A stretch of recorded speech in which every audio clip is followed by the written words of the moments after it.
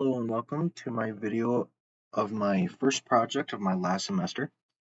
This video is going to be over the recreation of one of the lines from Jackling's Alpena that I'll be working out once I graduate and start working full time.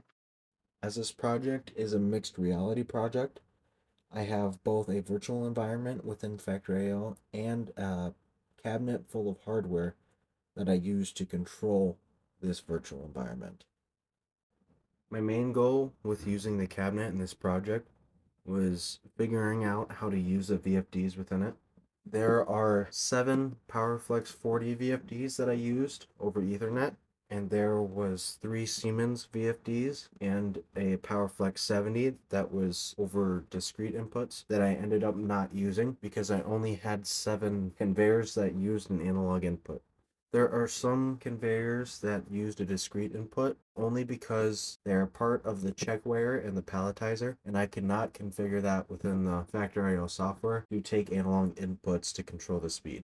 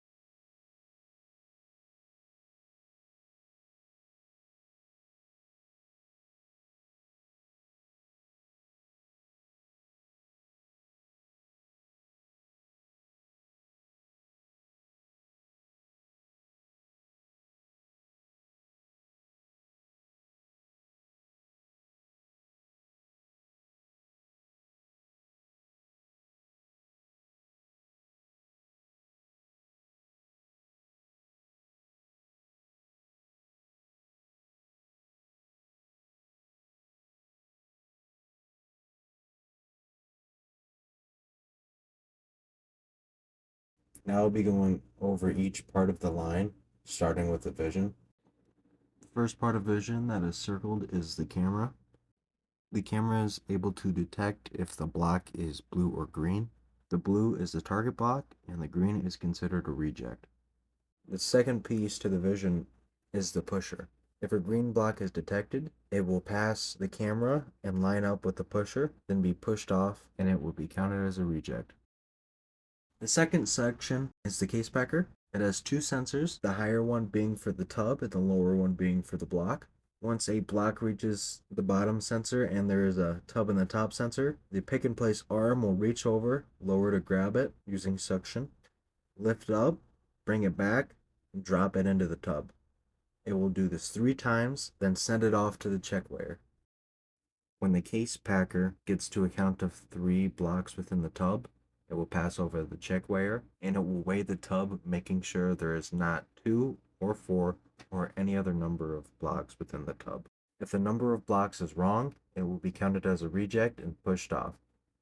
The palletizer is the last section of the line. It will take a full tub that has been weighed, will raise it up to the higher level, and will also take a pallet on the lower level onto the elevator and raise it up. This tub will then be pushed over and dropped onto the pallet. Then the pallet is lowered and rolled onto the exit. As this is a mixed reality project, I have physical buttons, factory I/O buttons, and HMI buttons that all tie together and fundamentally work the same.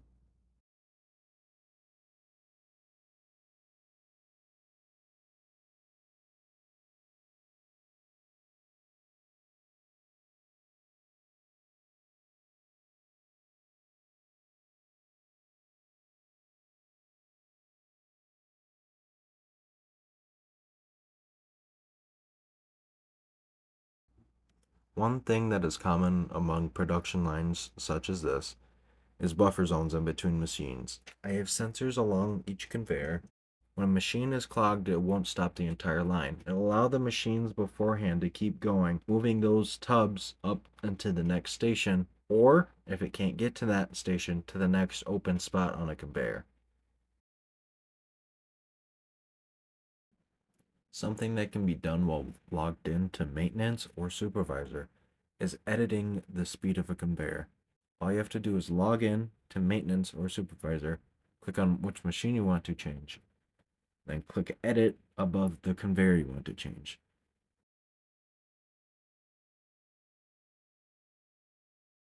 One additional thing that you can only do with supervisor is reset the counters on both rejects and the completed pallets.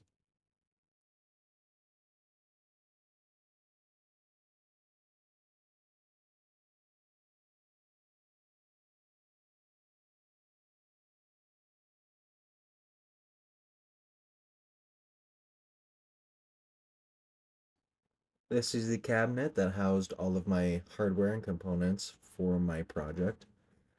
The only thing that I had to change from beginning to end was the network switch. I changed that from two previous ones that didn't have enough Ethernet ports within it, and I switched it to a Stratix 5700. This is my high voltage CAD drawing. On the top left is my main power coming in, with a disconnect and an e-stop circuit. The bottom left portion is an e-stop circuit that controls the relays coming out of the VFDs right before the motors, if motors were hooked up. The right portion of the drawing is the power coming to the VFDs containing fuses on the incoming side and the contacts of those e-stop relays on the outgoing side.